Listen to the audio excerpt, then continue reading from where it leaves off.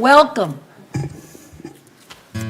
to the regular meeting of the Board of Directors of the Golden Rain Foundation of Laguna Woods, a California nonprofit mutual benefit corporation, this Tuesday, April 4th, 9:30 in Laguna Woods. Call the meeting to order. The next item on the agenda is the Pledge of Allegiance, led by Elsie Addington.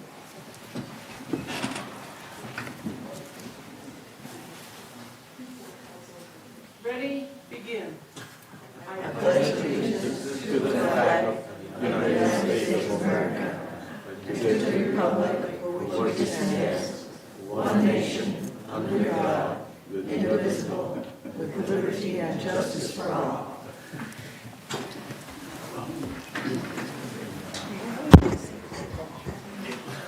Thank you. I'll acknowledge the media. And the next item of business is the approval of the agenda. Are there any changes in the agenda? So if there's no changes in the agenda, are there any objections? So if there are no objections, then the agenda is approved. So the next item of business is the approval of the minutes. March 7, 2023, GRF Board Regular Open Meeting. Are there any corrections? Are there any objections? So if there are no objections, the minutes of March 7, 2023, GRF Board Regular Open Meeting is approved. The next item is the approval of the minutes for March 16, 2023, GRF Board Agenda Prep Meeting. Are there any corrections? So if there are no corrections, are there any objections? If there are no objections, the March 16th, 2023 GRF Board Agenda Meeting minutes are approved. So the next item is the report of the chair. I have no report today, but I will ask everybody to be on their best behavior because I know a lot of people want to speak and we want to hear you and we'll be able to respond to you. Thank you. So the next item is the CEO report. Siobhan Foster. Thank you, Honorable President, members of the board. This morning, I would like to focus on the 2024 budget process. With the budget process kicking off as it did last week, I want to talk a little bit about the budget schedule and to begin identifying ways residents can help reduce costs. On the screen before you are the GRF key dates for its budget. The overall process again kicked off last week with review of the 2023 service levels. The next milestone will be the review of the proposed capital budget on Tuesday, May 23rd at 1:30 p.m. here in the boardroom. As staff works to identify cost savings for the 2024 budget, which is our primary focus this year, of course, we want to begin identifying ways residents can also help reduce costs. The first example is to opt out of paper mailings. As you are aware, there are mandated November and April mailings. These cost approximately $7.50 per manner. If 12,000 members were to opt out of paper mailings, this would equate to about $90,000 in annual savings. You might ask, how does one opt out of paper mailings? In accordance with the California Civil Code, sections 4040 and 4041, all members will receive a document via first-class mail, giving them the option to receive notices via email. Please be on the lookout for this later this spring. Another cost savings option is to use Dwelling Live instead of calling to have your guests gain access to the community. A phone call for guest clearance at the gates costs approximately $1.60 per call. In 2022, residents placed more than 225,000 calls for gate clearance rather than using the Dwelling Live system. Reducing the number of calls by 75% would save approximately $270,000 annually. And I'm pleased to announce with Debbie Dotson here in the audience, or at the dais, excuse me, the PC Club will begin conducting monthly training classes at the Community Center and the PC Education Center later this month. Debbie Dotson, host of TV's 6 is Let's Talk Tech. We'll provide recorded training available on the Village YouTube channel. So please watch for dates and times in the weekly What's Up in the Village for computer training that will cover Dwelling Live. And please look for the recorded training sessions as well. Another way to save costs is to automate payments. 25% or almost 3,200 of our members pay monthly assessments by check. If all monthly assessments are automated, annual cost savings would be about $57,000. To automate payments, you can visit the financial services page at lagunawoodsvillage.com for easy pay enrollment information. The GRF savings outlined this morning totals approximately $417,000, as shown on the screen before you. And this equates to savings of up to $33 per manor per year if implemented. So again, just want everyone to be cognizant of the costs that we have and ways to reduce them if you are interested. Thank you very much. Thank you. So the next item is open forum, and we have several speakers. Yes, we do. Okay, so we will need to limit the time to 2 minutes each, and then as we understand that after 30 minutes, there'll be no more speakers. So at this time, members only may address the Board of Directors regarding items on the agenda and within the jurisdiction of this Board of Directors. The board reserves the right to limit the total amount of time allotted for the open forum to 30 minutes. A member may speak only once during the forum. Speakers may not give their time to other people. No audio or video recording by attendees, and no rude or threatening comments.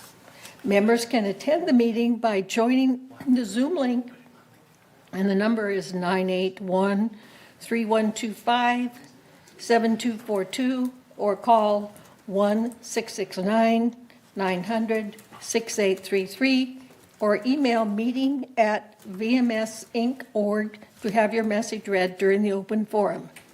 So please go ahead with the first speaker. Thank you.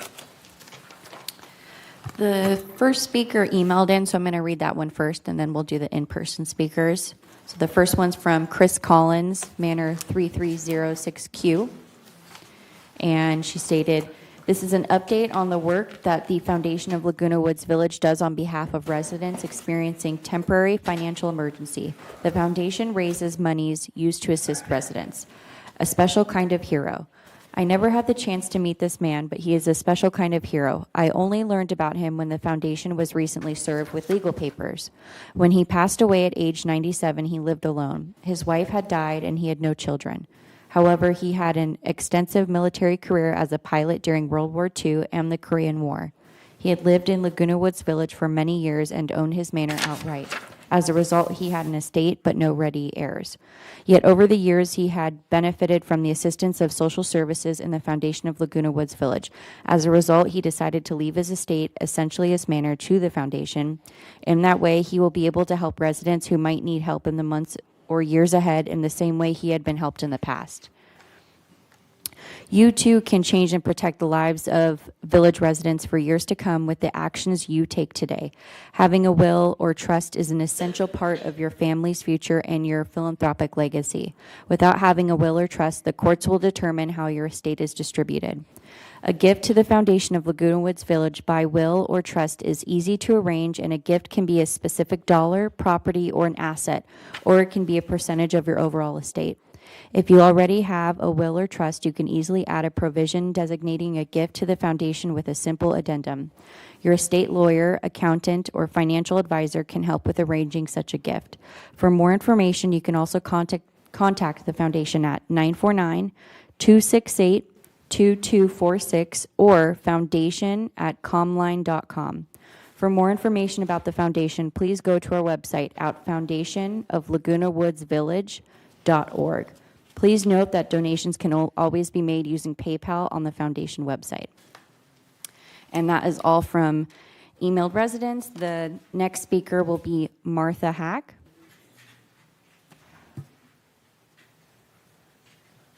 Good morning. Again, my name is Martha Hack. I am the president of the Reformed Temple of Laguna Woods. I come here to speak in regards to the increased room rates. I understand that CAC is having a meeting on the 13th, of which we will be present. We are one of the largest renters within the community, and currently, this 2022, we paid $7,200 in room rate rentals. With the proposed increases of 434%, those rates would go up to nearly $31,000 a year. CAC needs to present a club-friendly fee schedule. We are pleased that you are aware of the issues and plan to respond favorably. It is very important to provide us with the details of exactly how you got to these increases. Bottom line, we're a cost-sharing community which supports the clubs, which supports the values of our residents. And this use of the clubhouse space needs to be a first priority. The clubhouse fees need to be reasonable. It is not reasonable when you ask for a 400% increase in rates. I want to thank you for listening to us and considering our request. Thank you. Okay. Can I ask the audience not to clap? I know you appreciate it, but it does disrupt the meeting, and we want to move along as quickly as it can, but thank you. So the next speaker? Next speaker is Kathy Kissel.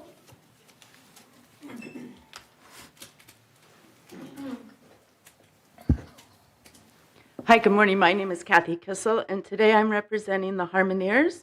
My mother has been a member of the Harmoniers for over 35 years, and I understand you're going to increase their costs by over 200%, which is going to cause the Harmoniers to fold. Now, the Harmoniers provide scholarships for local college students, UCI students. They perform all over the woods. My mother's now 96. If she has to quit singing, that is going to hurt the longevity of her life, in my opinion.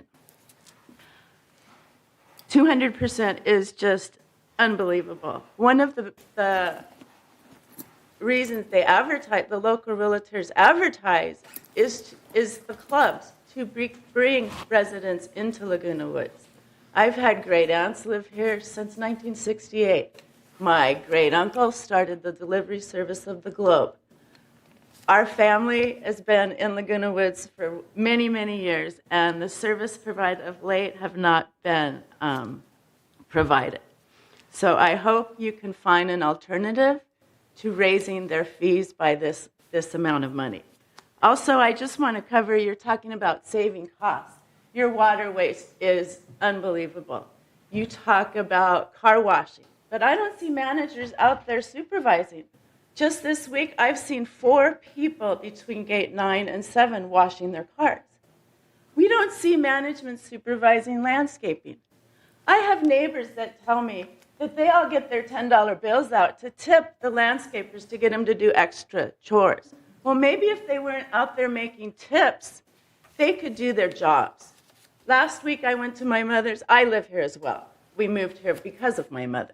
Last week, I was here. There were weeds this high outside building 2199, and they were just mowing them down. You can't even see the grass any longer. So your time is up? Okay, but training your drivers would be a huge thing because so many people have pulled out in front of me, not used their blinkers, and you would save costs and insurance. Thank you very much. Thank you. Next speaker is Gary Horton.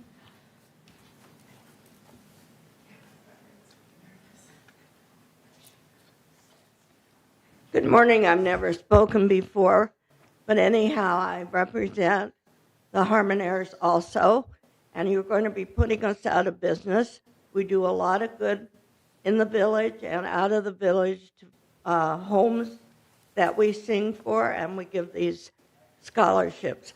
Also, I was going to recommend or give you an idea of how you could raise money without raising everybody and making a hardship on us is having a few functions during the year. Because that way it would be fun, people would come, you would get the money, and you can get volunteers to help you. And it's, in this day and age, with all the inflation going on, it's very difficult. When a lot of us are on fixed incomes, we live from Social Security to Social Security, and you're going to put a lot of clubs out of business.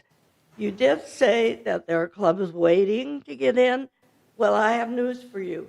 They're not going to pay those kind of rents either. So I wish you would take another second look at these rates and realize a lot of people come here because of these clubs. It's our social way, and we love these clubs. And we really don't want to give them up, but we can't afford to keep them at what you want. Thank you.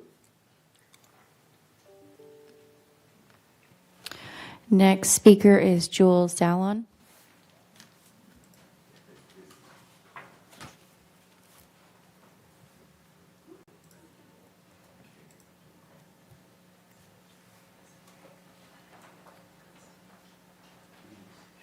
Good morning, Jules Allen, 3124A Via Serena. I'm here to talk about the room rental rate increase. It really addresses the relationship that we have with our membership, because we made a compact, or somebody made a compact with the members 50 or 60 years ago, and that was that we were going to share costs, and we were going to share costs in a way that encouraged our members to participate in all their activities. We have a couple of hundred clubs. The clubs rent rooms. It was always expected that it would be a very modest charge for the room, and the rest of the costs would be picked up by the community. Raising rates 200%, 300%, 400% is not part of that compact. It really addresses what the board's relationship is with our membership. So really, the issue is really not whether we should raise the rental rates. The issue really is what your relationship and what your loyalty is to this. Who do we owe our loyalty to? Do we owe our loyalty to an inanimate corporation, an idea? We should cut our costs, save money, or are we here for the benefit of our membership? I say we're here for our membership. So the issue really is not our room rates and our bottom line. The issue is what your relationship is to the membership. So in a way, by adopting a completely unreasonable fee structure, you're really you're violating your So, oath to the group. Jules, Yeah. can you wrap it up because your 2 minutes is up, please? Oh, gee, I didn't see. I was looking at I know this you thing. could talk forever, so please. Yes, yeah. I think in a way that this board is on trial in a way, because you're telling us by outrageous increases that you don't Jules. really care about the membership. Thank you. Next speaker is Phyllis Waite.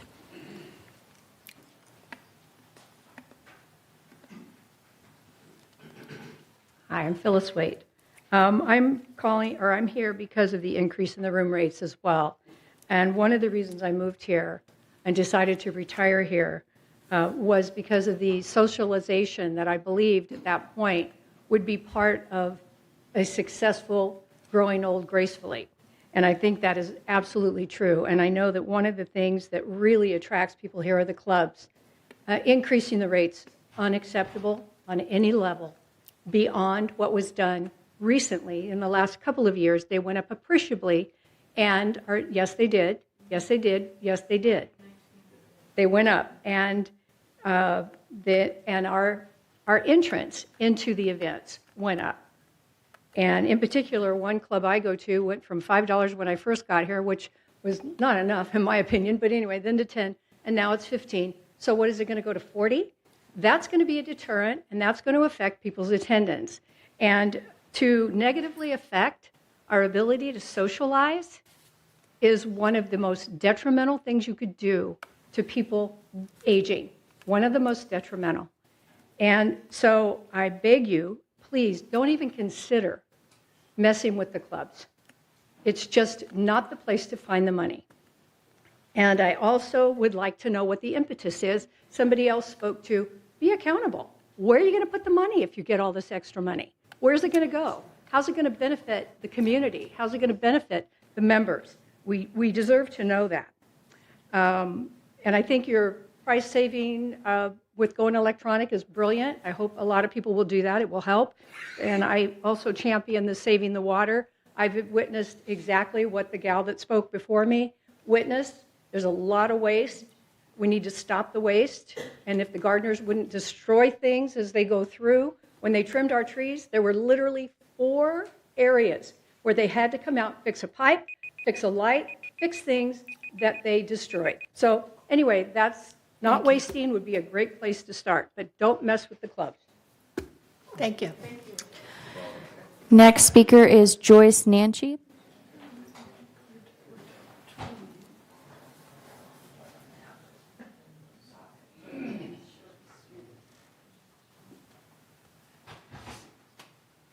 Good morning, I'm Joyce Nanchi. I'm the president of the Harmoniers. I have lived out here 15 years and music is my thing. You had a meeting a couple weeks ago and I went to the meeting and I got the sheet. I could barely read it. You didn't pass them out. I had to have someone try and figure out what the new increases were going to be. We practice once a week, and like Kathy and Jerry said, we have members in there that are older and enjoy music. Our increase would go from like $8 up to $42 a week. And we're a small group, and if you're going to do that to us, we will not be able to practice out here. We will not be able to give our help our students. We will have to fold. So this is not acceptable. So please think about the small groups. I think it sounds like you're trying to get rid of the small clubs because we don't have the big membership like the big clubs. And please consider what I'm saying. We need music. Music makes us happy. So please don't do that to us. Thank you. Thank you. No clapping. Thank you, Jules. Final speaker is Barry Zolli.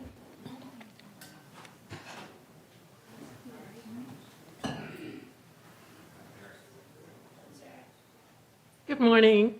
My name is Mary Zolli. I moved here 6 years ago, bought a manor, spent my life teaching high school in the inner city, and when I came here, I found it was my chance to shine. I joined the 2 major theater clubs, the Old Pros and Theater Guild, and I had lead roles on the stage in the PAC. Then the pandemic came. After that, something happened where it cost $8,000 to put 2 performances on for a weekend. The clubs can't afford it.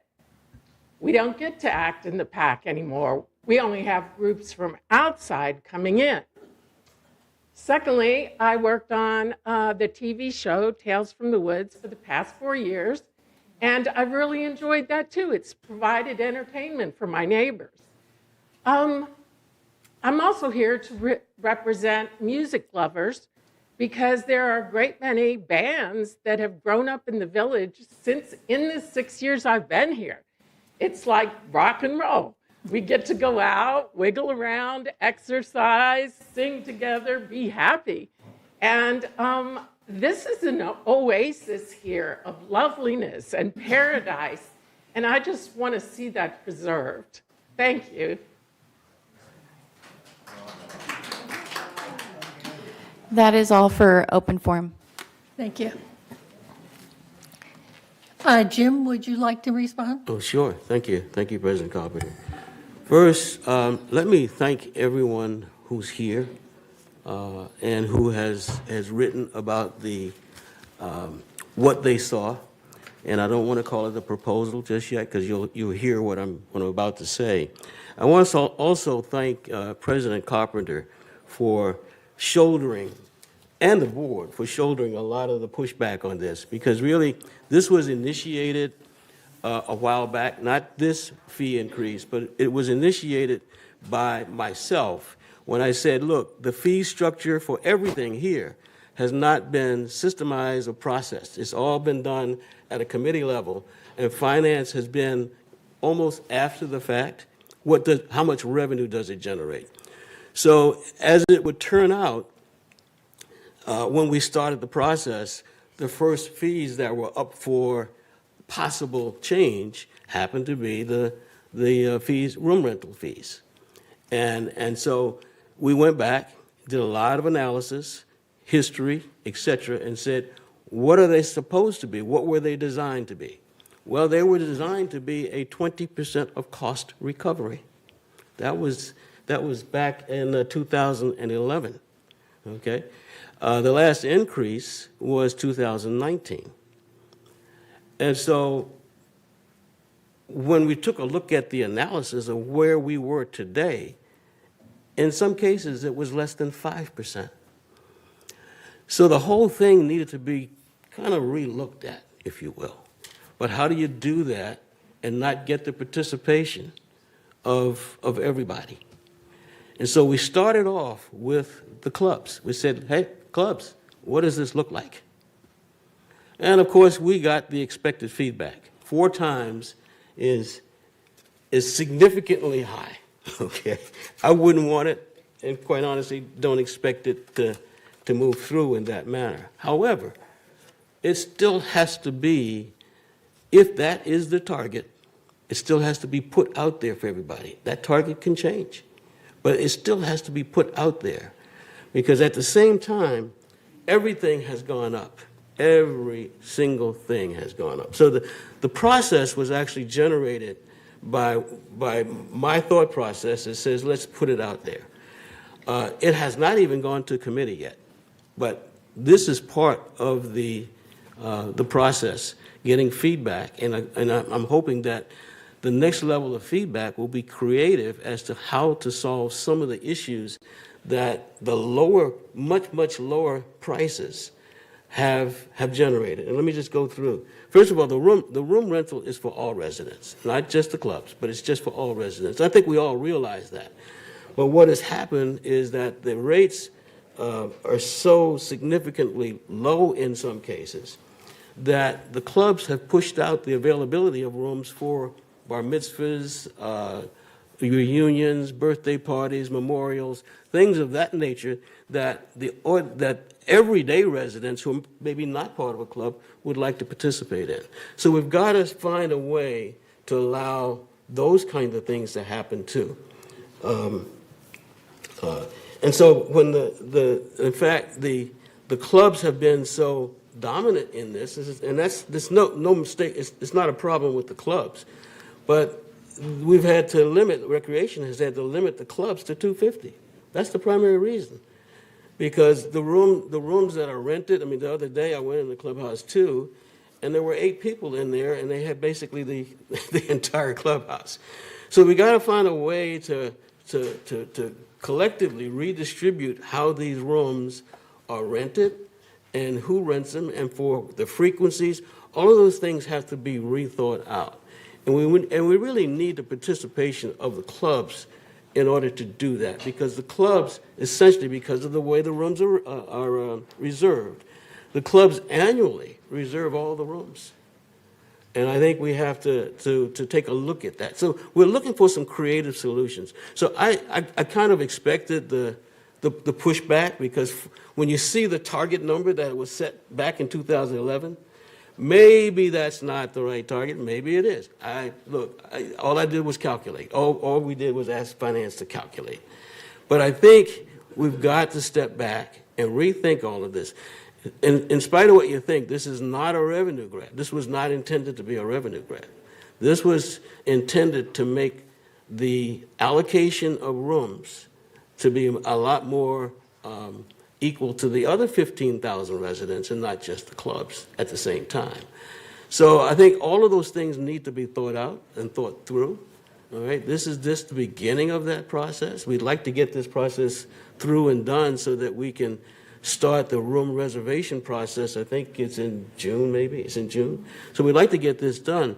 But I would like to have, personally would like to see some creative ideas coming from the clubs as to how to distribute or redistribute the room rental. Take a look at the frequency in which some of the rooms are rented, some of the sizing of some of the rooms, etc. And it's going to take the cooperation of the clubs, actually collectively, because those that get in first may get the first rooms, and those rooms may be undersized or oversized for that particular club. So it's going to take a lot of cooperation from everybody. And so I really do appreciate, and I think all of the board members appreciate, first of all, the way it was presented to us today, because I saw a lot of the emails which were pretty much blaming individuals and thinking of this as a revenue grab. This was a process that, quite honestly, if I had to do it all over again, and by the way, President Carpenter did say, hey, they're going to come unglued. And I said, well, they got to see what they already put in place. And that what we all put in place back in 2011 was a 20% recovery of cost. All right? And maybe that's not what it should be. Okay? So it's got to start with that. Because all we did was calculate it. And what you saw was the basis of that calculation. So I would welcome all, and I'm not part of the CAC, but I welcome all to come in with some creative solutions. Maybe the clubs get together and come back in with some creative solutions. All right? So, and the collective goal is for not just the clubs to have rooms to do, and clubs and organizations to have their meetings, but also for the rooms to be available for all the residents for reunions and those kinds of things. But the clubs are an important part of this community, and there's no question about that. Absolutely no question. I don't think anybody doubts that. But we also have to make sure that everybody else is accommodated, and maybe a redistribution of the rooms and all those kinds of things. Maybe partitioning the rooms differently. Okay? Just come in with some creativeness to help us solve our problem. It's not the board's problem. It's not your problem. It's our problem. So come in with some creative approaches to this. Not just a complaint, but some creativity for us. And I know I put CAC on the spot, but finances, and by the way, we're going to be going through all of the fees, because it really, systemically, there has not been a process by which we regularly, every 2 years, 3 years, whatever, take a look at all fees and see whether or not, especially in this inflationary period, and see whether or not they're doing what they were designed to do. And that's just, that's just part of governing, quite honestly. It's not a pleasant part, but it is a part of it. And so what the users don't pay, the rest of the residents pay, and that's part of shared cost. The question is, what's the target? So thank you for allowing me to respond to this, President Carpenter, and I appreciate it. Thank you. Does anyone else like to respond? Reza? Thank you for all the comments. Everybody raised questions in challenging what we're doing, and those are all legitimate. Everything should be on the table. We have to look at productivity, efficiency, cost cutting, All of those should be on the table. At this time, this board hasn't looked at this issue and in detail to do anything. Even it hasn't gone through the committee yet to come to the board for a review process. So all I'm saying that don't get excited because we don't know what the final outcome should be. But at the same time, we should not forget about the reality of the time that the economy is inflated. We have inflation. Even if you look at your Social Security paycheck, there was 8% increase. That means that the inflation is getting the hold of this economy. All the costs are up, but we have to find a medium, a reasonable way to see how we can balance this cost and providing services. That's the board's job, and your input, as Jim said, is going to be extremely important to help us to make the right decision. As I said, everything's on the table, and we haven't made any decision about any of these, but we have to look at it. We cannot just ignore it, because if we ignore it, this village cannot function financially. We have responsibility to make sure that this village is self-sufficient and can provide services in reasonable amount of fees. We need to find that happy medium, and we're going to working hard on that, and we need input to do the right thing for the village. And thank you for all the inputs that you had, and all of those on the table for this board. Thank you. Does anyone else, would you like to speak? Okay. Yeah, I'm not going to beat this one up any further, but, we've been attacked quite a bit over the last few weeks in emails and all types of things. That we're just starting this process. The very first thing that the CAC did was meet with the club presidents to propose this. We didn't say, people came up here today and said, oh, you decided. We are far from a decision on this. So give us a chance. Stop beating us up every time you come in here. We're residents, we pay just like you do. And, I appreciate that. I appreciate every club that's here. And whether you participate or not. And to the person who said, well, clubs are raising their fees, that doesn't have anything to do with us. That has to do with your clubs. And because their fees didn't get raised yet. And the other thing I want to talk about is two people mentioned water.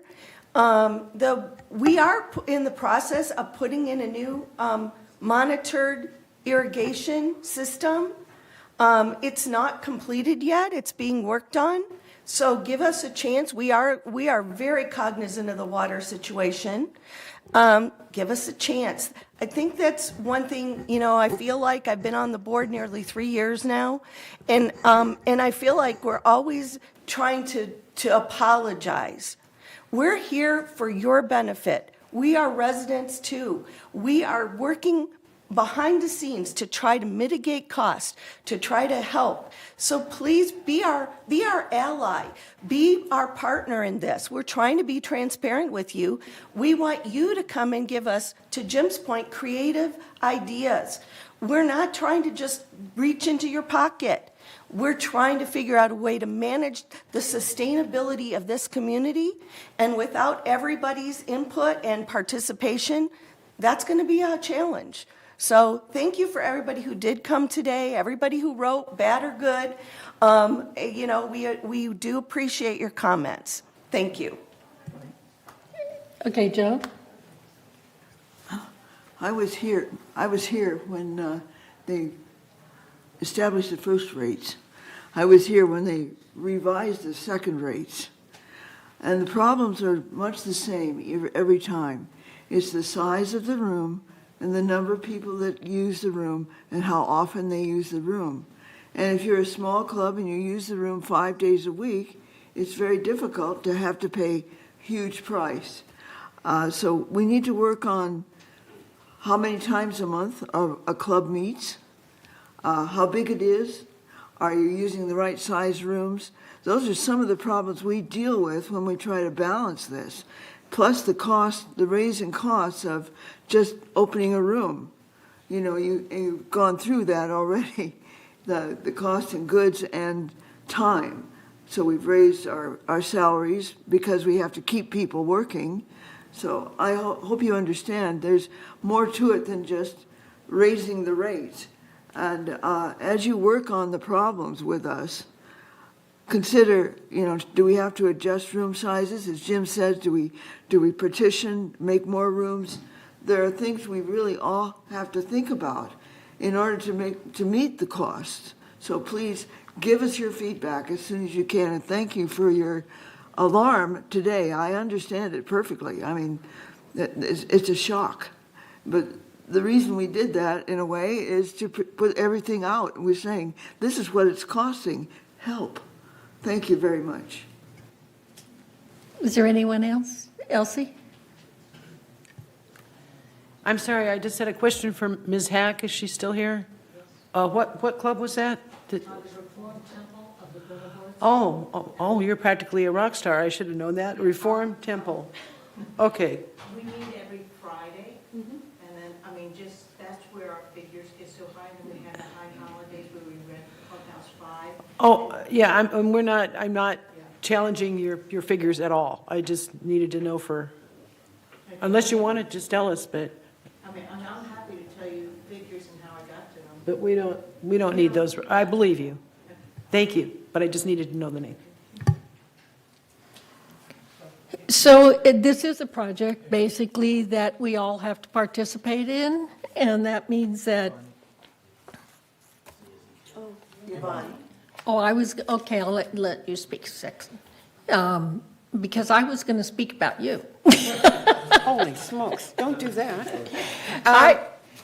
And I'm Yvonne Horton, and I am the chair of CAC. And I'm going to ask you to come to my meeting on the 13th at 1:30 here in the boardroom. I would prefer it if your club has an idea that only one member comes and speaks, because we start at 1:30 and we don't want to run until 6 o'clock in the evening. I hope everybody understands that. But please come. I don't want to reiterate what Debbie said, nor any of my other associates, but we need some help. Costs are rising. I hope everybody understands that. Anyway, that's all I had to say. The 13th of April, 1:30, in this boardroom. So I was going to talk about my friend and yours over here, CAC chair. She is continually looking for rentable space. She has been for a very long time. And so we want to be able to work with staff to find more rentable space, smaller rooms, because we realize that in order to comply, with the raising rates, we also have to find more rentable space that have smaller rooms and that these smaller clubs can meet in. So we will be, it's going to be a project with GRF, CAC, staff, and you clubs, in order to help us balance this out. And I really want to thank you for today and all your comments. Okay, so the next item is the consent calendar. So all matters under the consent calendar are recommended by action by committees and will be enacted by the board by one motion. In the event an item is removed from the consent calendars by members of the board, such item shall be subject to further discussion and action by the board. So the recommendation from the Finance Committee? Okay. All right.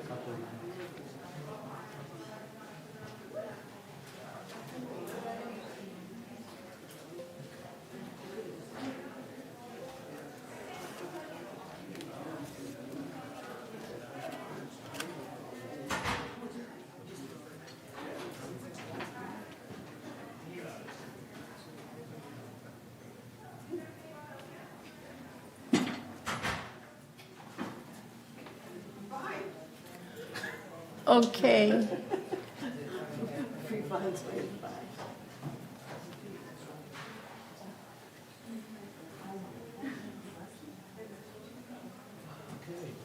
Are you going to take a break, Elsie?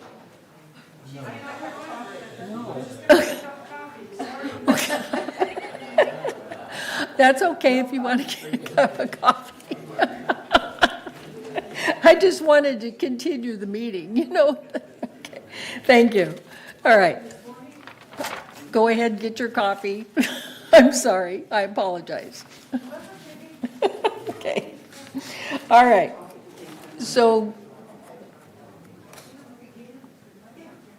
I'm going to hold up. Get your coffee. No, don't hold up. No, please.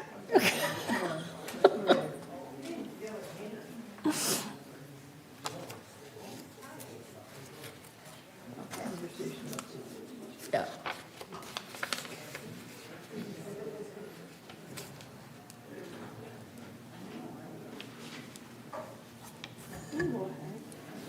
Okay, so I can continue.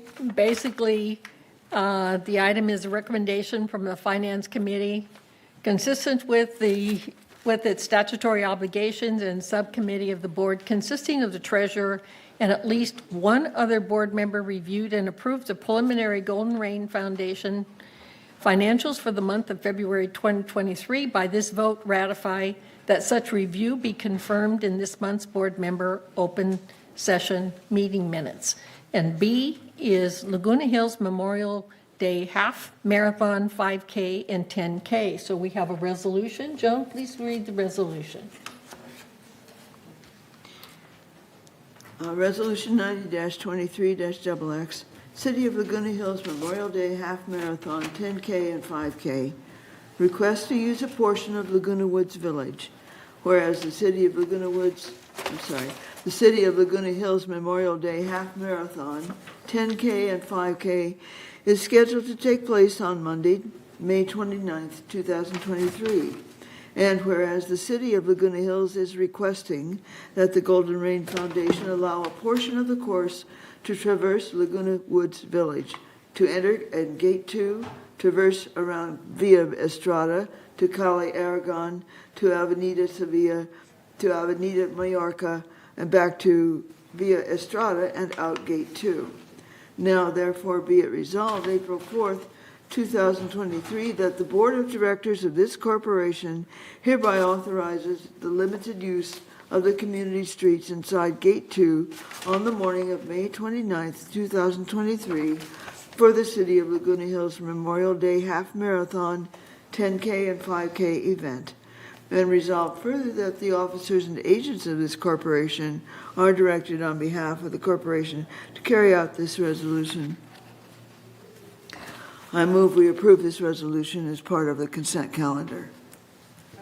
Are there any objections? So if there's no objections, the consent calendar is approved. Right. So the next item is the unfinished business, which would be the update of the committee appointments. So are there any corrections? And I need to ask Joan, are you just going to add that when you read the resolution? I'll read it as I read the resolution. Okay, thank I'll you. make All it, right. I'll make it strong, fellas. Okay.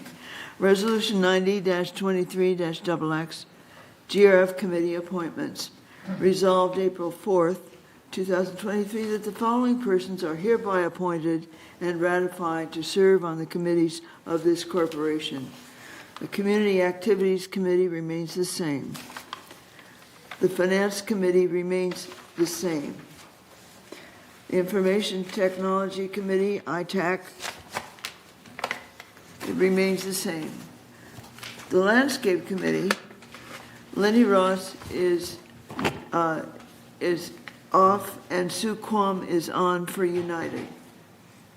Under Maintenance and Construction, Allison Bach is off for United and Lenny Ross is on for United. Clubhouse Renovation Ad Hoc Committee remains the same. Media and Communications, Moon Yun is the alternate for third, and Anthony Liberatore is off for United, for United. Sue Quam is added for United. Under the website ad hoc committee, it remains the same. Under the broadband ad hoc committee, please add Allison Bach for United. Under mobility and vehicles committee, it remains the same. Under security and community access, Moon Yun for third is off. SK Park is on, should be S period K period in each case, and I'll remind you. Under the disaster preparedness task force, please change SK to S period K period. And Moon Yun is added for third. Under Laguna Woods Village traffic hearings, please change SK Park to S period K period. Purchasing ad hoc committee remains the same. Select audit task force, change, after Diane Phelps put in VMS? No, put third. Okay, third, thank you. Okay. She's a third. resident of Third, and you don't She's a have to resident be a of Third. director, to be on the audit task Did you get force. that? Yeah. Paul? Okay, thank you. The compliance. Diane Phelps. Compliance ad hoc committee remains the same. The correspondence, Elsie Addington, remains the same. El Toro Water District reporter is Juanita Skillman. Resolved further that Resolution 9013-12 adopted March 7th, 2023 is hereby superseded and canceled. And resolved further that the officers and agents of this corporation are hereby authorized on behalf of the corporation to carry out this resolution. I move we approve this resolution. Need a second. Are there any objections to the corrected committee appointments? So if there's no objections to the committee appointments, the corrected committee appointments is approved. So thank you. So the next item is new business.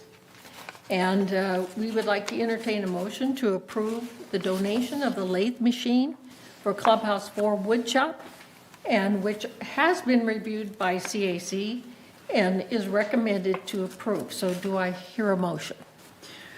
Resolution 90-23-XXX. Donation of lathe machine for Clubhouse 4 woodshop. This agreement entered into this 4th day of April 2023 is by and between the Golden Rain Foundation, GRF, a California nonprofit mutual benefit corporation, and the donor, who donated a used lathe machine for Clubhouse 4 woodshop.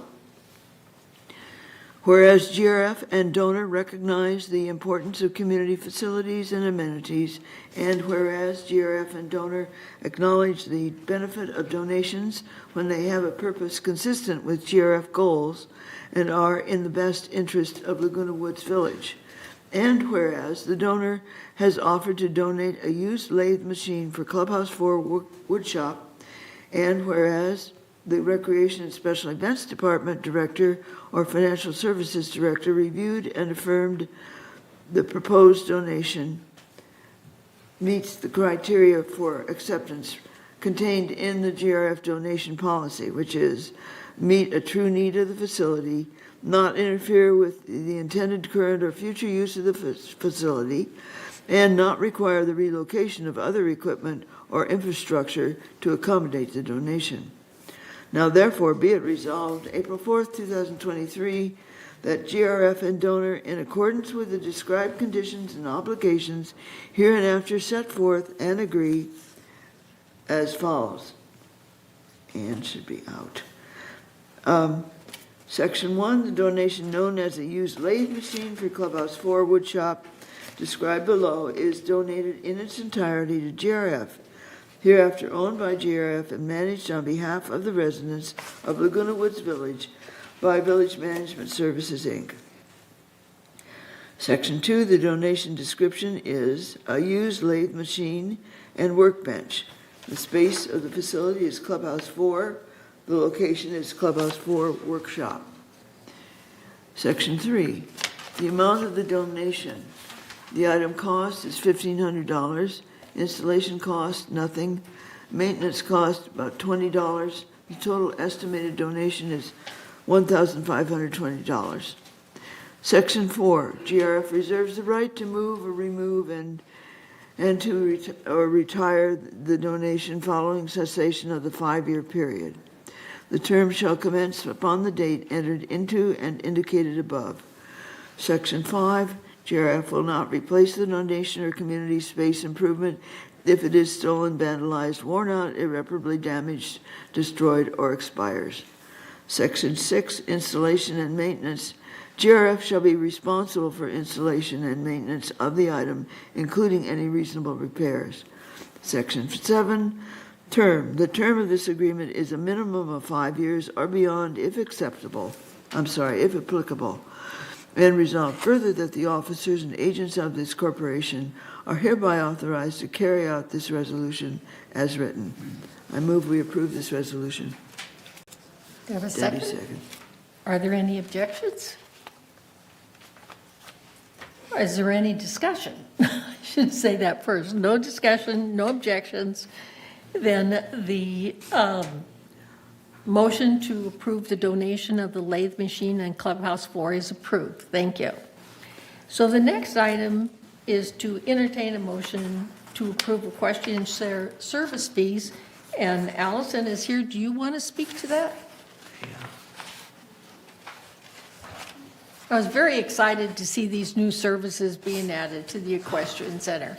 Thank you, President Carter and directors. Yes, there is a need for these services.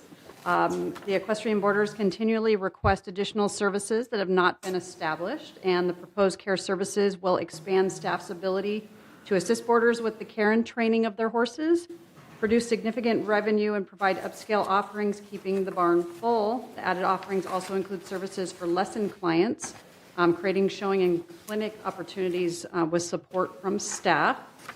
And the recommended pricing for care services is based on comparisons with local hunter jumper lesson programs and full-service care facilities with similar programs and accounts for staff time. And the $1 a day care services are based on analysis of the cost for staff to complete these services.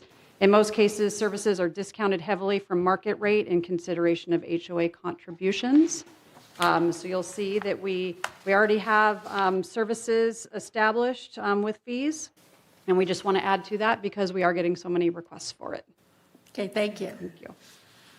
So before Joe reads the resolution, basically this motion is contingent upon the finance endorsement.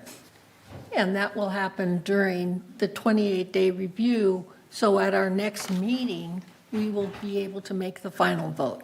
So Joan, go ahead and read the resolution, please. Well, not the whole thing. What I'm going to do is to leave out the fees, all right? It's a huge list, but I'll read the essence of it, okay? Okay. Resolution 90-21-XX, Equestrian Care Services Fees. Whereas the current pricing policy and fees were reviewed to establish fair costs to boarders while providing a high level of horse care and customer service. The proposed additional care services fees were determined after conducting a comprehensive regional cost analysis of similar facilities. CAC recommended the following proposed additional care services fees subject to board approval. So then, first is a list from the new proposed equestrian care services fees are about, 20 or so or more. And it's huge. So I'm not going to read every single service fee that's been added because it'll take the rest of the day. So I'll go through the next whereas. Whereas in 2022, the Equestrian Center piloted a care services program to allow for customized care of boarded horses. And whereas offered care services have proven to be extremely successful with monthly revenue of approximately $1,500 or $18,000 annually. and has assisted in securing boarded horses that were previously not willing to board at a partial care facility due to the desire for more upscale care with full service offerings. And whereas, with the addition of the proposed care service fees, staff estimates an increase in revenue of approximately $9,000 annually.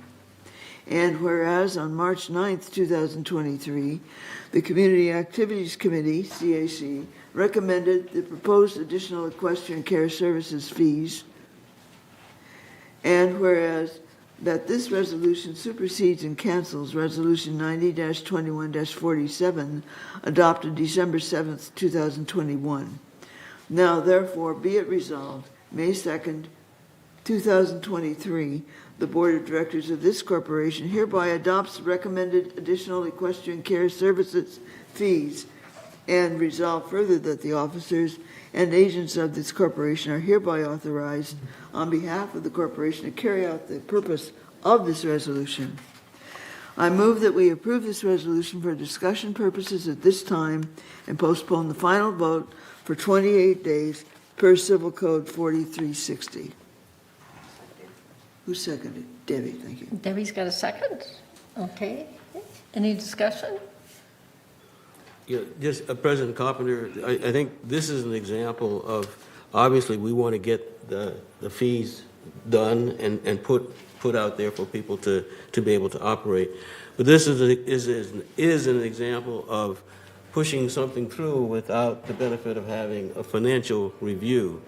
And what I heard was this is going to produce so much revenue. So I'm also, I think the Finance Committee is just as interested is what's your cost recovery target and what's the cost recovery? Because this is a shared cost community, not a revenue producing element. So what we like to know is always what is the cost recovery? All right, as opposed to revenue. We're not trying to get revenue grabs here. We're trying to share cost. So I just want to make sure that the next fee change that comes up gets a full review from Finance Committee prior to it coming to the board. Thank you, Jim. I appreciate that. I know that sometimes it gets very confused when we start using the word revenue. You know, GRF never actually gets any revenue. It's whatever the revenue that's stated is basically a financial term, you know, an accounting term, but it's always cost recovery. And I have to tell you that since we've had this new manager, you know, for the Equestrian Center, this GRF went from providing 90% of the cost of that equestrian center, and I think it's down to 60% now. I'm not quite sure. Okay, but it has gone down considerably, and what has helped is basically these added services that they have been able to provide, and it's also, as everyone would like to enjoy and go out there and see it. I mean, that equestrian center, the ring is the biggest ring in the ring area is the biggest in Orange County, and the equestrian center, I have to say, has really turned around in these last 3 years. And then we have Sebastian that is now our mascot. So thank you. So Vote. Now I've lost my place. You have to vote. Just take the Okay, so are there any objections to the equestrian care service fees? And like I said, it is contingent on the finance endorsement, and the final vote will be in 28-day review. So if there's no objections, then the equestrian fees proposal is approved. So the next item is, do we want to take a break? I mean, it is 10:30, so if we don't want to take a break, then we will just go forward with the committee reports. And then, so Jim, you are the finance reports from Director Hopkins. Okay, I think I've had enough to say for today, but I guess I have to keep on. Let's see, all right. Let me start off with, let's see what my, hold on for a second while I get myself straight. Okay.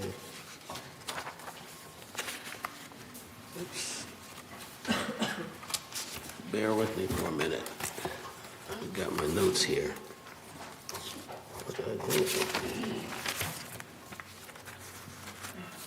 I just had them. That's crazy. Oh, here they are. My notes. Thank you. Thanks. Okay, this first chart includes all the revenues and expenses, including those designated for reserves, and it includes investment income, the transfer facilities fees, the GRF reserve portion of the HOA fees. It also concludes the contingency portion of the HOA fees. Through the reporting period through February 28th, GRF has a net revenue of $956,000 on a total revenue of $8,104,000 and a total expense of $7,148,000. GRF was better than budget by $338,000, with total expenses coming in at $703,000 better than anticipated. The favorable results seen in expenses are partially offset by lower revenues of $350,000. These revenues were significantly impacted by the trust facility fees collected, as the trust facilities fees were about $315,000 less than anticipated. And that's due to lower manor sales. The next chart, please. This next chart displays the operating fund, and this is where we take a look at those that most affect the HOA fees. It includes the non-operating revenues. It excludes the non-operating revenues and expenses, as well as depreciation. This report shows a favorable variance of $752,000 through the reporting period, with expenses better than budget by $1,032,000. This is offset by revenue being worse than budget by $280,000.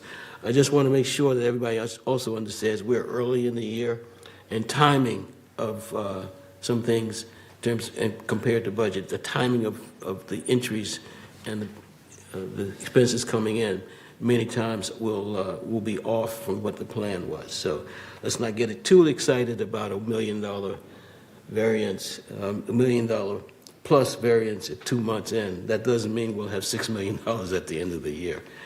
Okay. Next slide, please. Now, this slide reflects the current market value of the GRF Reserve's discretionary investment portfolio. And it compares the original market value at the time of inception. The February 23 market value of the GRF portfolio is $18,209,000. And that compared to a value at inception of $19,031,000. The year-to-date market value remained unchanged and is approximately $822,000 less than inception. And just a word, this reflects February. March showed a $310,000 increase in the portfolio. And so at this, we've had a lot of discussions on the portfolio and mark-to-market and all the technical terms.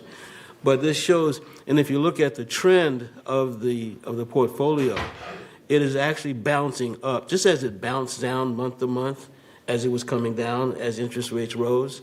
As interest rates have started to level off, the portfolio is starting to catch up because it's made up mostly of bond funds, which are basically treasury bond funds. So it's starting to catch up. At some point, in fact, our strategy today is to take a look at each fund. We've got about 5 funds, to take a look at each fund. And as those funds start to inch up, decide which ones would be better off being converted to treasuries. So we're looking at them selectively rather than the entire fund.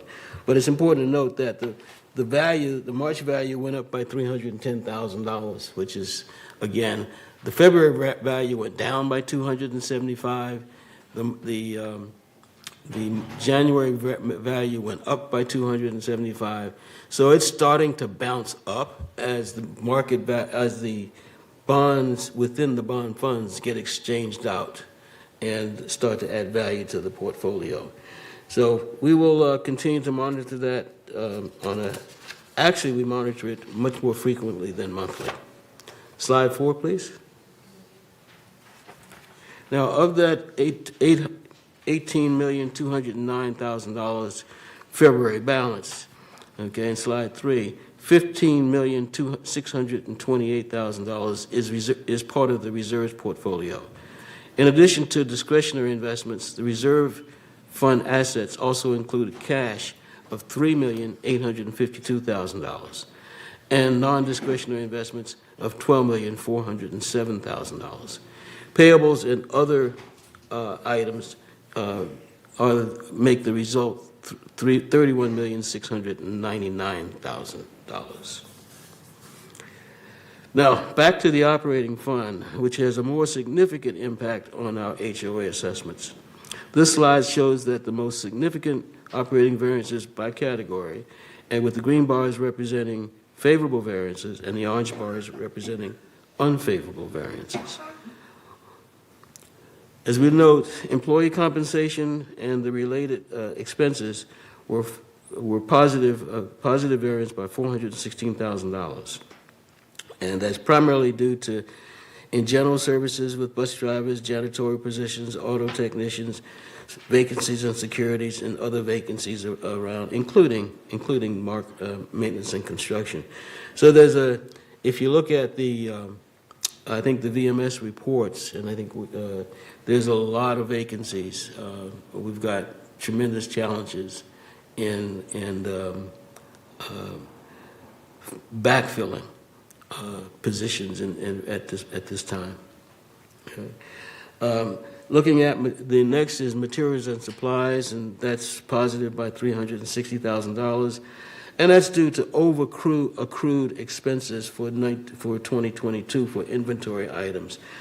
That's a technical term for over accrued. Simply means that there's an estimate at the end of the year as to what the inventory is going to be. Apparently that inventory was over accrued, and so now it's backed off. It was reversed from an accounting perspective, and so that yields a higher valuation for materials and supplies at the moment. Again, that will take care of itself from an accounting perspective. Outside services were positive by $172,000 due to late invoicing. Professional fees were $81,000 positive due to timing of consulting services.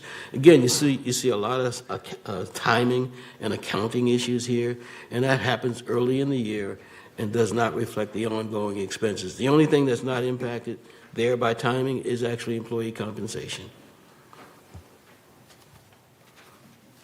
Okay, on the unfavorable variances, we take a look at broadband services, which are $144,000 lower than expected due to lower high-speed internet revenue than budgeted.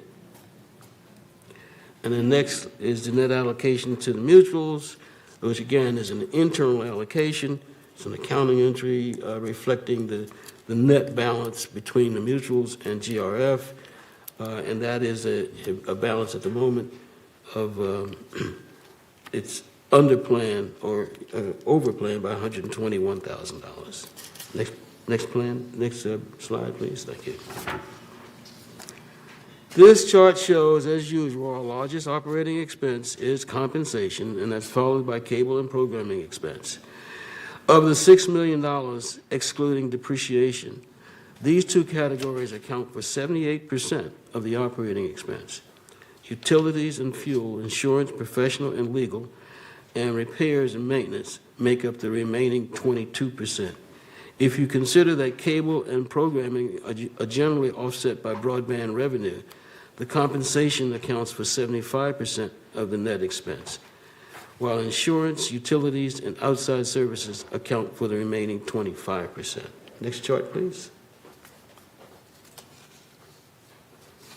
Did I miss something? Yeah, that. Next chart, please.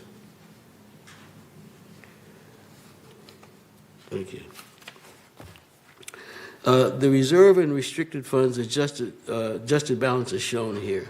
Starting with the first column on the left, the reserve funds have a combined ending balance of $36.2 million. The restricted fund balances has an ending balance of $4 million. Including in this total are the contributions received this year through assessments, trust fund facilities, and investment earnings. The second column shows a work in process of $4.5 million for reserve and $121,000 for restricted. And that reflects amounts paid for projects that are not yet completed. Just to note, we're starting to inch up on the work in process. I know I commented last year that the work in process was at one of its lowest balances in 4 or 5 years. That was an indication that we were not getting projects done, started and done, and those projects are now starting to get started and done. Slide 9, please. Okay. This slide shows the resale history, and as we can see, the resales, when you compare this at the same period in 21 and 22, are considerably down. Okay, and again, that reflects the mortgage rates as well as the Fannie Mae situation where they're pulled out from lending to the allowing loans in this community. Next chart, please. This listing on this slide gives you an idea of where the reserve money is committed. Of the $20.3 million appropriated by the board for various projects, the remaining encumbrances to our reserves is $16.7 million, and that's primarily for the purchase and replacement of equipment throughout the facilities. The restricted funds had a total of $98,000 and a remaining encumbrance of $20,000, and that is for moving of the bus benches. Slide 11. We compare when we look at our adjusted fund balances and compare that to historical balances for the past 5 years, we can see we have steadily inched up throughout the year in terms of balance. But when you look at the encumbrances of basically $16 million, $20 million, the balance has remained fairly steady. And that completes my report. Any questions? Thank you.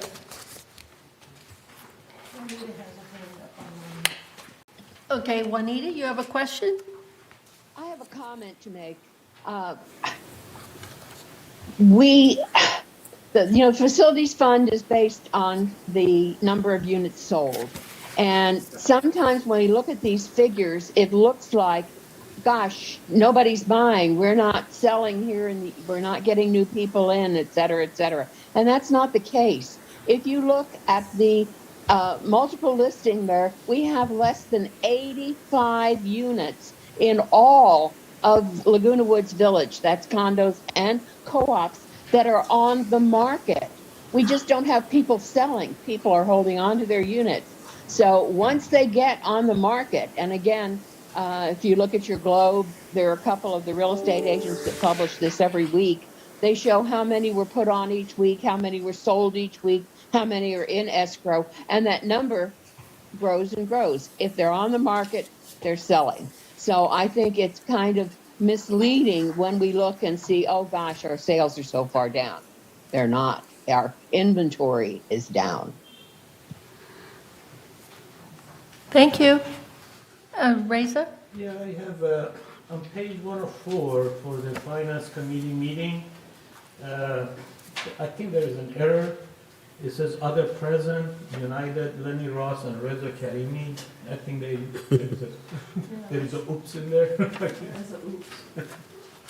I just want to make sure that it's corrected. Oh, okay. It's page 104. where it says- 104 on agenda item 14A2? Yeah. Oh, okay. Oh. Okay, we don't want you there. Okay. Which one? Thank you. Page 104, and there's other present, under United, You it mean the says finance Lenny Ross committee? and Reza Karimi. You mean finance committee? Yes, the Oh, okay. finance committee meeting report, page 104. Yeah, I got the 104 part. Oh, there's Razor Committee, Yeah. and you weren't there? Under United? No. Oh. I'm looking at the Golden Rain. Yeah, I accept their offer, but I. No, I'm looking at the Golden Rain. I'm sorry. Well, yeah, but you were at the Golden Rain Foundation. Yes, but not at the There are United. people on, and if you're going to talk, they want you to put your mic on. That's Yeah, correct. It's really not that important. Sorry. Thank you. Okay, President do we Carpenter. get that corrected? Yeah. Okay, so the next item is the report on the activity committee. Director Horton? And, Yeah, just, okay, Jim? Just one question. There seems to be a member in the community that, oh, okay. Oh, He just okay. couldn't hear. Okay. Yeah, he wanted us to put on our mics when we talk, Okay, thank you. All right, which is important. We should. yes. All right, Yvonne, you're next. Thank you. My mic is on. Our last CAC meeting, some of the things that we discussed was, and that we're still looking at, is the tennis operating rules are still under review. And with the pool 5, the clubhouse 5 pool being closed for yearly maintenance, I suggest that you try pool 4. It's been just freshly redone, and the water looks great. Now, I'd like to give a special thanks out to Siobhan Foster and the BMS staff, and especially the Recreation Department for keeping all of us so well informed regarding issues in our village. And I'd also like to give a shout out to Elsie Addington for our new GRF newsletter. And hey, Debbie, I watched your program, and it's very informative. And I think everybody should watch Let's Talk Tech. And that's my report. And my meeting is, and I've said it many times, the 13th at 1:30 in the boardroom. Thank you. Thank you. So the next report is Landscape, Director Skillman. Thank you, Madam President. Landscape has had an enormous challenge this year. Every one of us knows all of the rain that we've had. The last 3 months have been extremely unusual, but that also has been a great challenge to our landscapers, which I think has been met tremendously. My landscape committee only meets quarterly, and so the last meeting was in February. Our next meeting will be May 10th, 2003. But I did want to bring out the point. I know one of our member comments was on how high the weeds were. Weeds grow faster than grass. We are very constrained as to how many times we can mow when there's this rain. We have to wait for 2 days afterwards. It has to dry out before we can cut the grass. And the same with the weeds when we're concentrating on grass and getting other things done. In the last 3 months, since the first of the year, we've had 20 days when it was so rainy that our people could not work outside. And that's a lot when you have to make that up. And what the landscape department has been doing is bringing in a contractor. We have 20 contractors who are working with our landscapers right now every day when it's beautiful like today to catch up to try to get to where we should be at this time of year. I just can't speak more highly of Director Weeman and his crew, what they are out there doing day after day. Nasty weather, making up for the nasty weather, and trying to keep up with our landscaping all through the village. So our next meeting is May 10th, and hope to see anybody there that has issues or wants to talk about landscape.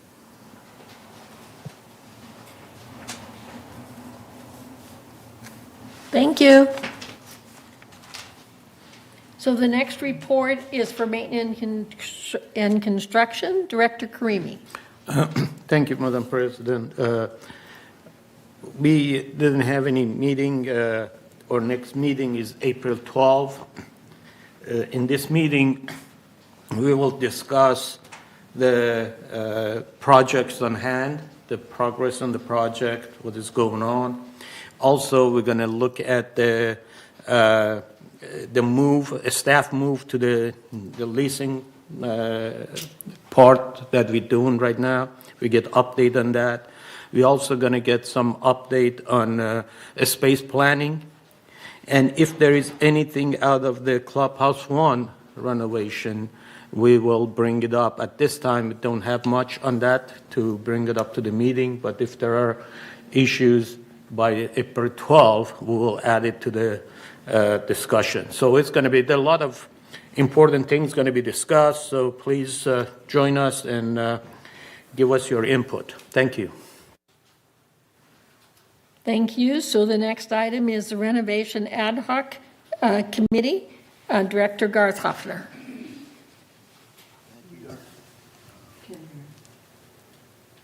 He's not talking yet. Thank you for recognizing me. The committee met on March 16th and March 15th, pardon me. And what we did is we looked at all of the samples and then made a selection of those, of the ones that received the most votes. And the construction department is now working with the 27 Diamonds for their final output. We're also looking at getting costs on various items, including the windows and doors. The next meeting is to be announced, and that's all I have. Thank you. They're going to show pictures. You want to show pictures? Yeah, they have it for me. Oh, okay. Yeah. So, hi, this is Debbie Dotson. So I wanted to show what we actually did because, again, we're focused this year on being transparent.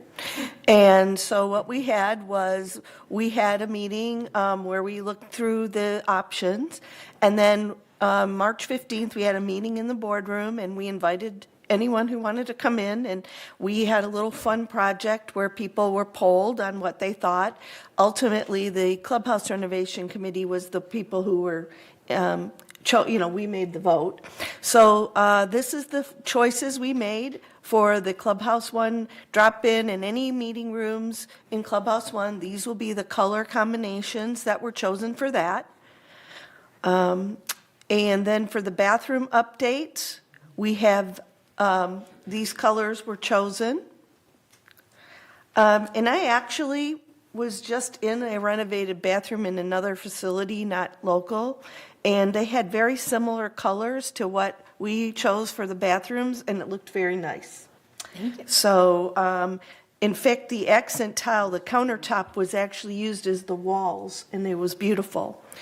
So, and the next one we chose was for the main ballroom. We're going to go with dark beams on the ceiling. The fireplace will be renovated with a dark facade. The adjustable light, the blinds that will be put in will be light adjustable, so they will change depending on the needs of the people in the room and the time of day it is. So they will be dark. And then those are the lighting that we chose. There were some different options for lights, but that was the most popular one. And also those will be energy efficient and they're LED. And we've been told that they're relatively easy to clean, which was one of our requirements. And I think, was there anything else? Nope, that's it. Pardon? The bathroom we just showed. Yeah. So I just wanted to share that out during this meeting so that people had an idea of what was chosen and what we're working on. We are, as Dr. Karimi and Dr. Garthhoffner said, we are now waiting for the design firm to come back with the pricing and things for us, and then we will be making some determinations, going to M&C, going to finance, and then hopefully getting this project started. Thank you. So the target date is June. Fingers and toes crossed. Okay, Jim. I just want to make a point that these updates or these changes are not part of operating expenses and therefore are not part of the fee analysis.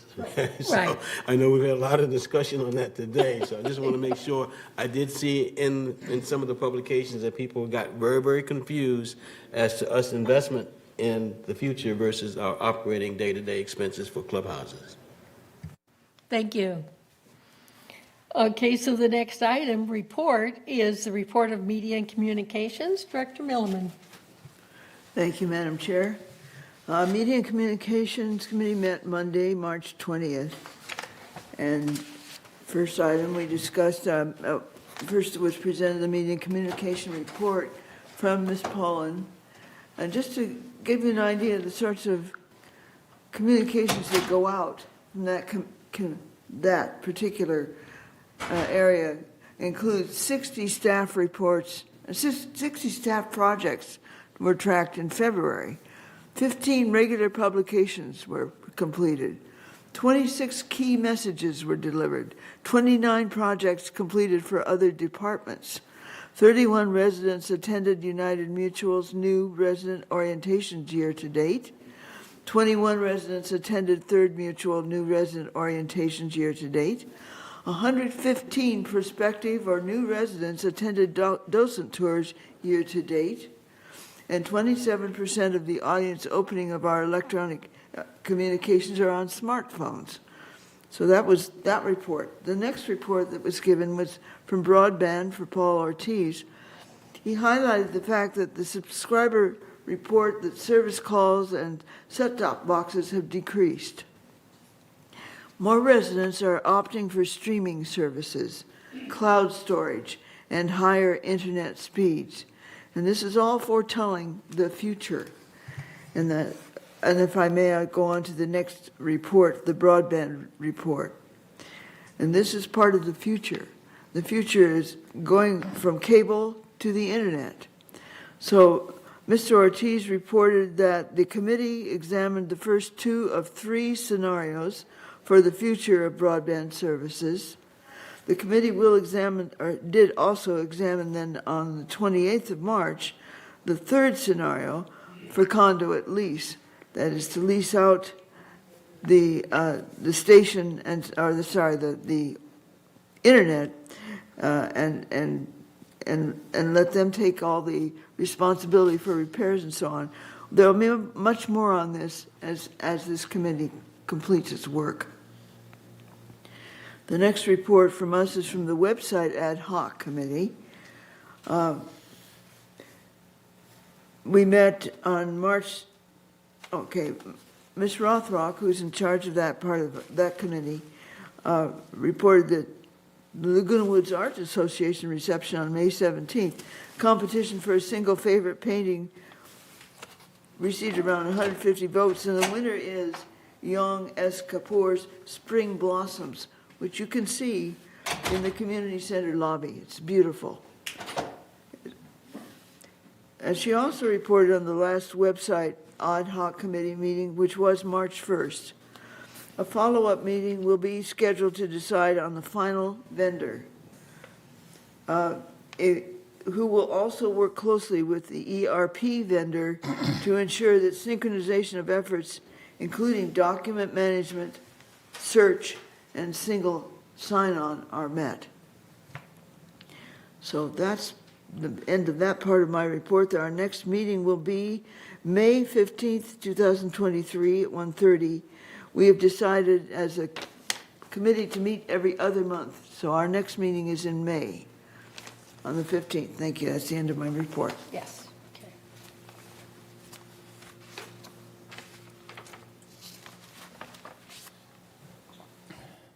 And have you completed your report? Okay, thank you. So the next report is mobility and vehicles, which would be Director Tibbetts, and then he would go on to report the Security and Community Access Committee also. Thank you. All right, in mobility and vehicles, our last meeting was previously reported on, and our next meeting scheduled for April 5th has been canceled and rescheduled for June 9 at staff request. Staff is in the process of working on their proposed budget and will give us a complete proposal for new vehicles at that meeting. All right, and that meeting will be June 9th at 1:30. In the security meeting, our last meeting was previously reported on. Our next meeting is scheduled in a few weeks, April 26th at 1:30. That's all. Okay, thank you. The report on the Laguna Woods Village traffic hearings, Director Addington. Thank you, President Carpenter. At this month, the meeting was held, well, it wasn't really a meeting, it was a hearing, was held on March 15th, and we had 4 residents scheduled, and including 5 different violations. You know, when I said we had 5 residents scheduled, I should mention that there's been a little change in the way we run this particular hearing, and everybody should show up by the time it says in the letter. But it doesn't necessarily mean you're going to be at that exact time, because people come early, people come late, and it was a lot of sitting around and waiting. So now we're trying it. Everybody show up at the same time, and then we'll take them one by one by one. In this case, though, we had 2 no-shows, which comprised 3 violations. So we only listened to 2 violations for 2 different people, and one was a failure to obey the stop sign, and one was limited time parking.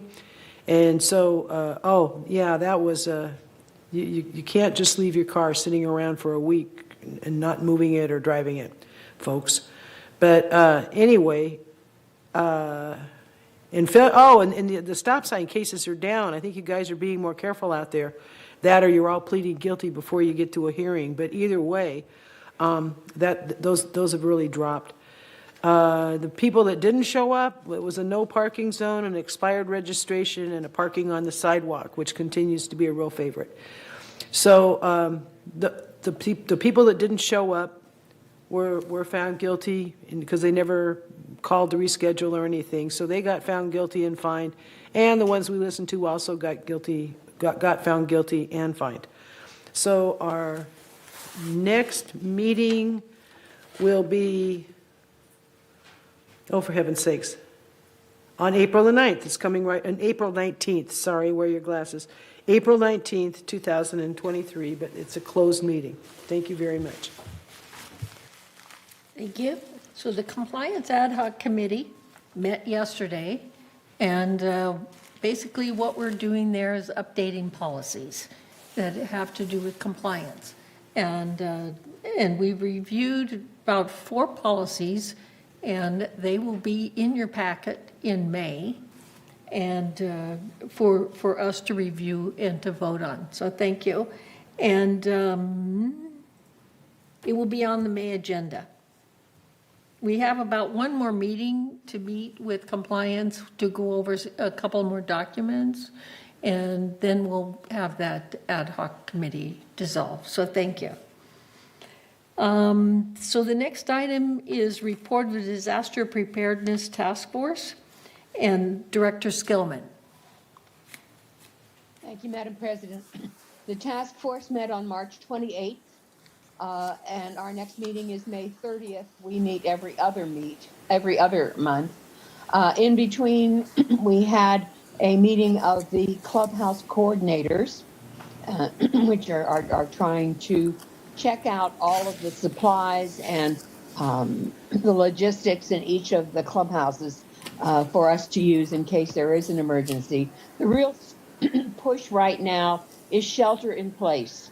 because in most cases of a disaster, we don't want people running out trying to drive someplace, get out. Sheltering in place is going to be a major one. And one of the things that came up was the fact that we didn't have the tornado here in Southern California, which is unusual, but possible. And people were saying, well, what do I do if it's a tornado? You move to the center part of your unit, an interior bathroom, something like that, away from windows, and you shelter in place. And Ed Green, who is heading up the committee now, is willing to come and talk at any club who would like a speaker to go over all of the shelter-in-place preparations, what people should do, just to get the word out. So if you are a program manager for a club or a club president and you would like a speaker, call the main office here and they will get you scheduled with Ed Green. Again, our next meeting is May 30th at 9:30 in the boardroom. Thank you. I have a question. Okay. Excuse me, Juanita, I have a question. Yes. Even if you're in a 3-story or 2-story building, you shelter in place in a potential tornado?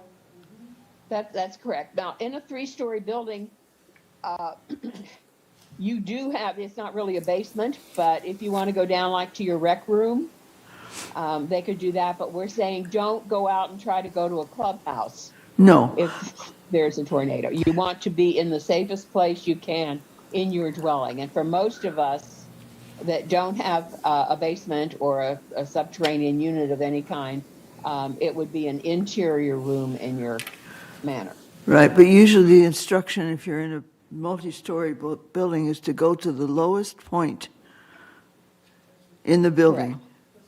Correct. And again, that's the kind of thing. Right. I think Ed, if he hasn't already, is going to be talking to the Garden Villa Association to try to get those out, because we don't have signs around that say this is what you do, this is where you go. So that's one of the things that we're looking at in disaster preparedness. Thank you. Okay, the next item is the Information Technology Advisory Committee, Director Hopkins. I'm going to defer the report to Debbie Dodson, who acted as chair. All right. Well, I would have been better prepared, Jim. I didn't even think about it. But yeah, we just had once a month we get an update from Chuck and Holland and from Adventico, and this was our last Friday, and everything is moving along. We are hoping, and I know hope is not a strategy, that we are going to go live with the finance piece in September. But don't hold us to that, because with technology, things change. And a lot of time and effort is being spent on this project. And another thing that we discussed was the fact that this is also budget time, and making sure that we have adequate coverage to do everything that needs to happen in this community with regards to financial activities. And so Steve Hormuth, he presented to us and assured us that everything is being covered.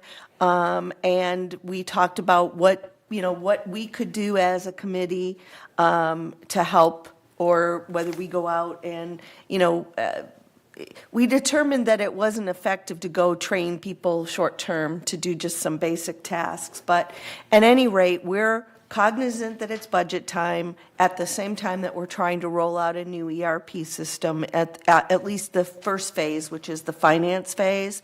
So realistically, for me, as a tech person, I am going to say that we're probably going to see it by the end of the year, but I don't know that at the end of the summer or early fall is a pragmatic thing, but we still are shooting for that.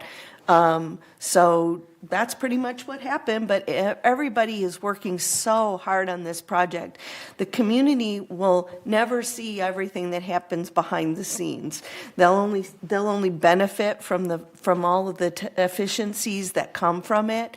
But just a little bit that we're seeing already with regards to some of the internal change and the efficiencies that will come from that, this community will be very well run, which, you know, is something we've been talking about as sustainability. And we also have to have the financial sustainability, which is very important. So very pleased with the progress. I've enjoyed being part of the committee.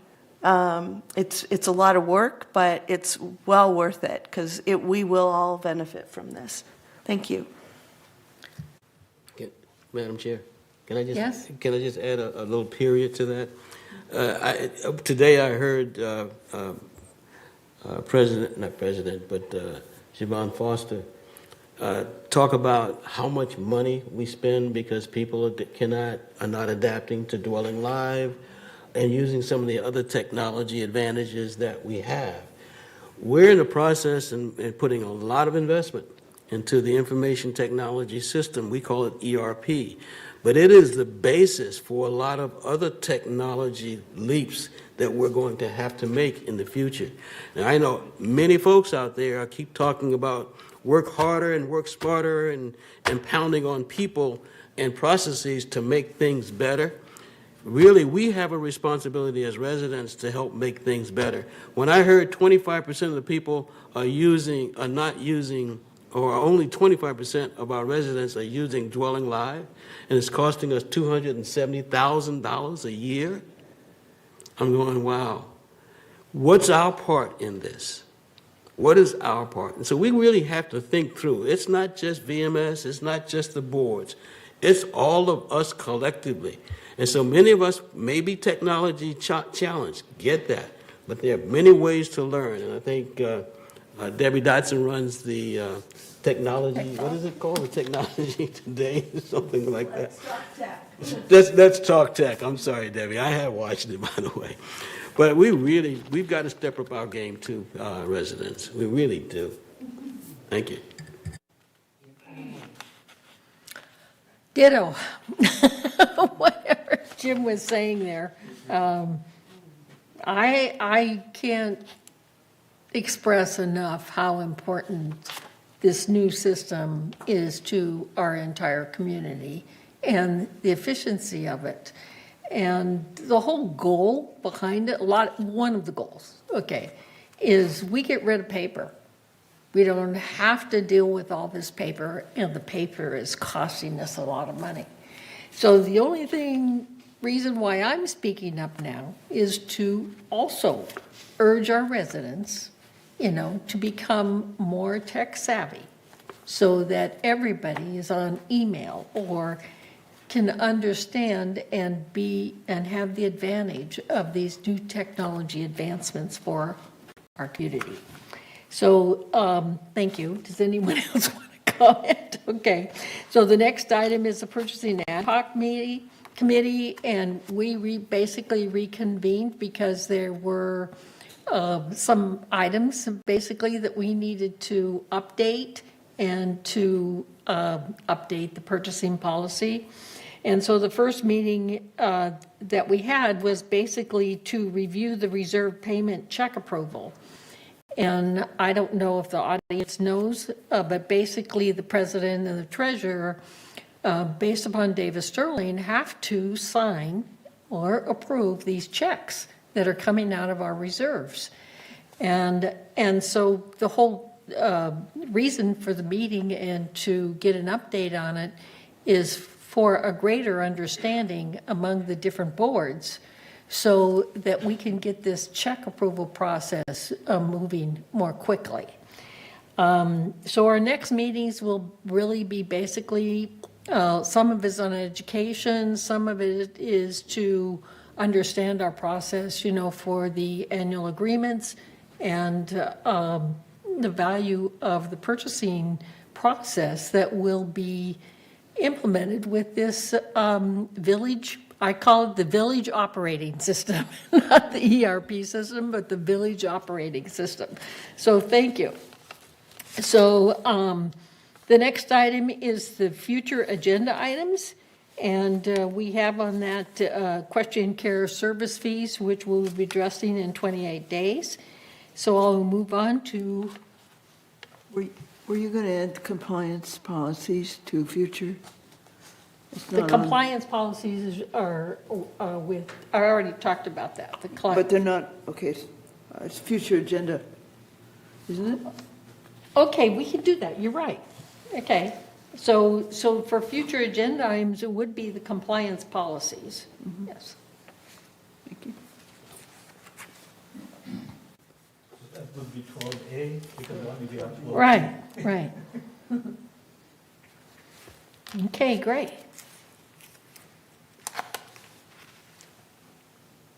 All right, thank you. Okay, so now we go to director comments. And Yvonne shaking her head. Elsie? Thank you. I just want to acknowledge Director Dawson's comment during the members' hearing.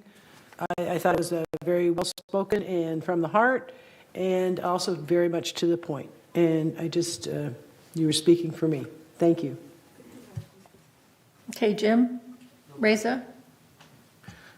I just want to go back to the ERP.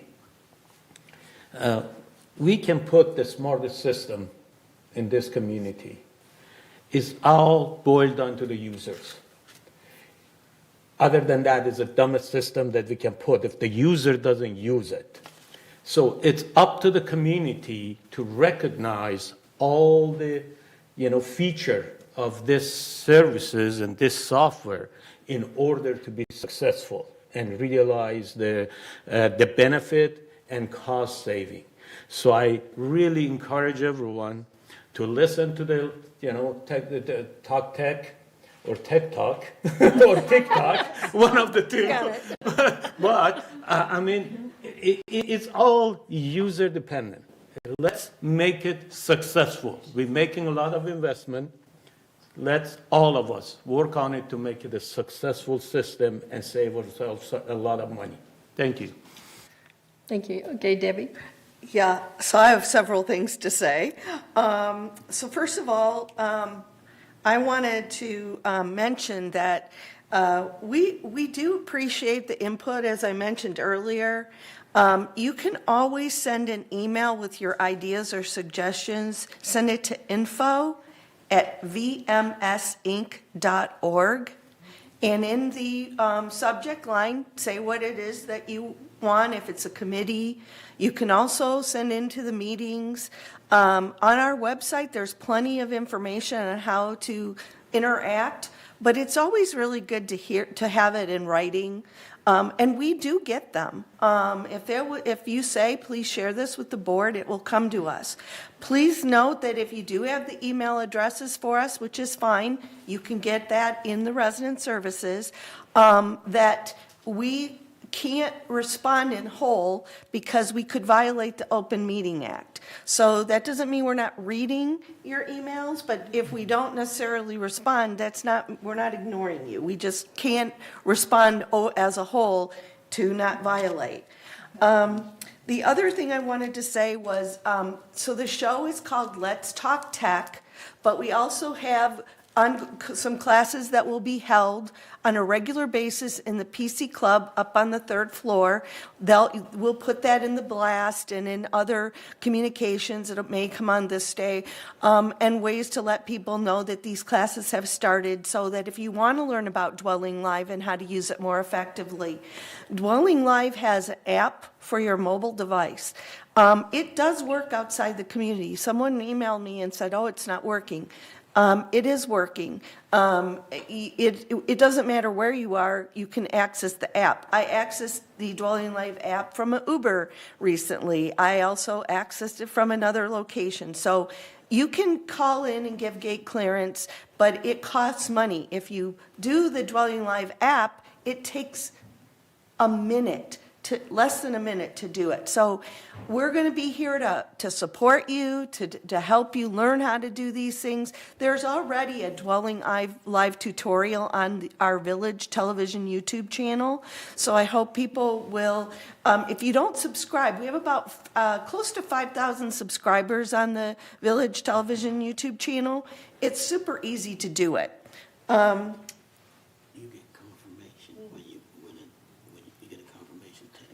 Yes, you get a confirmation. Jim reminded me that you get a confirmation text once you use it. So please, if you need to, learn how to use Dwelling Live, there's plenty of ways to do it. But at $1.60 a phone call, man, think twice before you call. And then the last thing I want to say is, I just want to reiterate: please be our ally, not our adversary. We're all in this together. And, they throw around the term, it takes a village. It truly does take a village. We need input. We need to hear from you, but in a positive way. Let's all make this happen so we have a place to live out our years blissfully. Thank you. So I just have a short remark about Dwelling Live. I have to plead guilty that I was using the telephone because I thought it was quicker. And I don't think people realize how long you have to wait on the telephone just to get somebody to answer. And so I learned that having the app on my phone, that it was actually quicker than calling. So I just had to make that remark. So, Joan? Okay, since we're all discussing, are you, I'm sorry, Bunny, are you done? I didn't mean to interrupt. Juanita has her hand up. Oh, yeah. I know I was going around But I wanted to talk about the Dwelling Live thing, just briefly. I wanted my experience, I can get into Dwelling Live, it says Dwelling Live, and then it doesn't do anything. I'm just saying. Okay. So maybe some of those. Take a look at it, and we'll fix it for you. No, I'll be able to fix it myself. I just wanted to point that out. Since you're assuring me that it does work. Okay, thank you. Yes. Okay, so I'm going to go around the room, and then I see Juanita's hand. I was just, going around the room. Okay. Here, so. Yeah, Dwelling Live is a problem for me. I cannot get in. I mean, it comes up, and I don't have the right passcode for some reason, and so I need to get that straightened out. Thank you. It was a good meeting. Thank you very much. Okay, Dan? Well, I have a comment, but I want to bring attention to BMS regarding what I see in my building and around. We have washer and dryers that go often very wrong, and for example, 4, 5, 6 weeks went by without any particular servicing of those machines, and particularly the reason being that the parts are not available.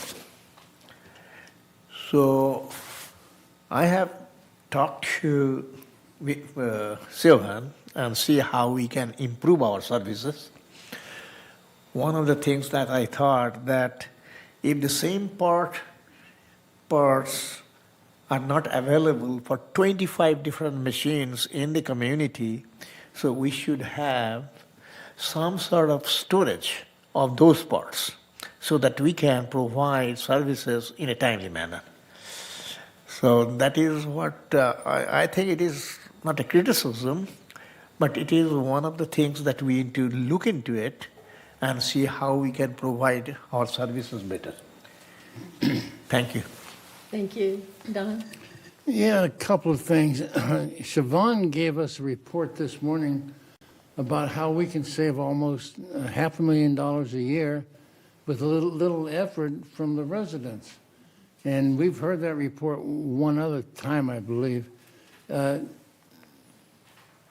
Is there any way that we could ask the mutuals to emphasize that at their meetings? That's a lot of money, and I'm not sure if the residents are really getting it. And then the last comment I have, I was a little concerned. We had a large group of people here this morning, and you ask them to be a little positive. You can't be positive if you're going to get that huge of a raise. But they were really concerned, and I wonder if they got their information too soon. I've never seen that information, so I think it came out a little too soon, and that would have prevented some anxiety. That's all I have. Thank you. So the next director here is Juanita. Thank you, Madam Chair. You've got to speak Louder. up a little bit, yeah. As many of you know, I had a little accident a week ago and broke my arm. And it's my right arm and I can't drive. Anyway, that's beside the point. The point I want to make is I have a med alert button. That med alert button meant that I had 3 firemen and 2 paramedics here within 10 minutes. I can't stress strongly enough, all of us who live alone in this village particularly, and perhaps those who are married or have more people in the unit, somebody should have, whether it's a pendant or a watch or a bracelet or whatever. You can't always be next to your phone to call. So a med alert of some sort makes all the difference in the world.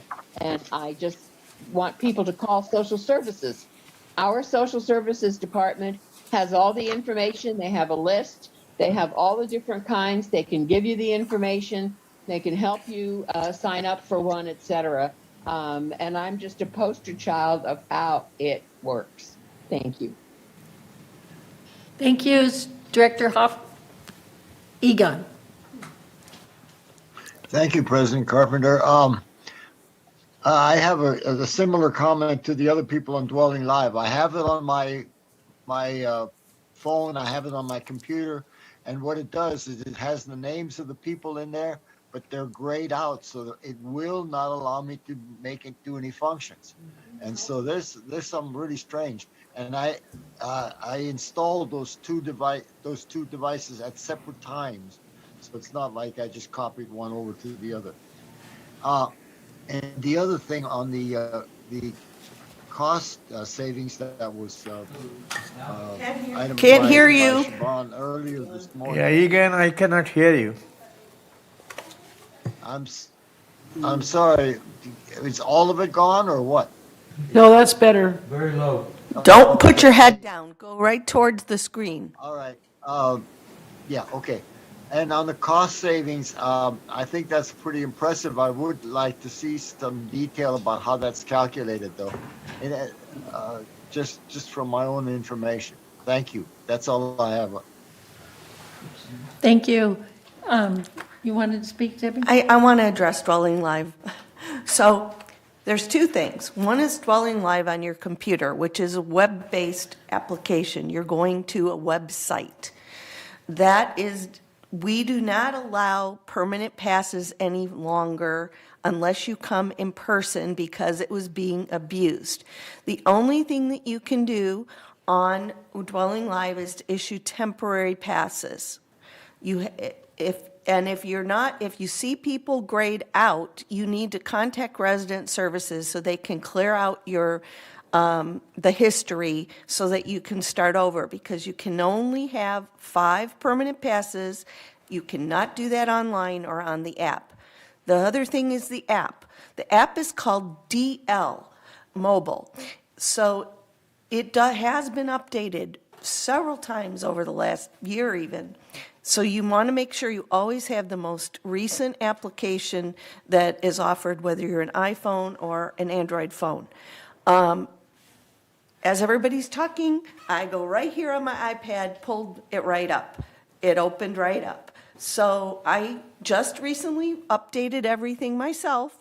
So I just want to assure people that if you are having problems with it, resident services will help you as well. But hopefully we don't have to keep calling them. I would suggest if your app is not working, uninstall the app and reinstall it.